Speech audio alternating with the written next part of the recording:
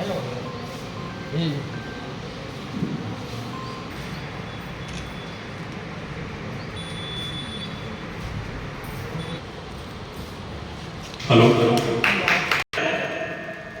आज के अध्यक्ष महोदय श्रीमती रीना मोतीलाल जी राजौरिया के द्वारा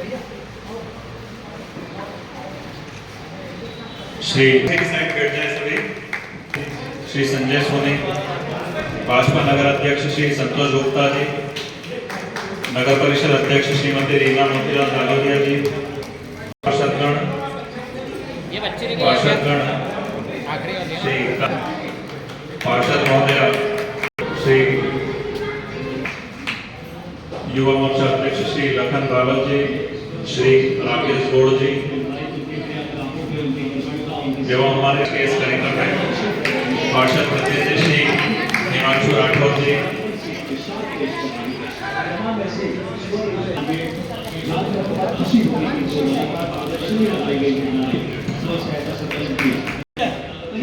पूरे प्रदेश में लगभग 19,000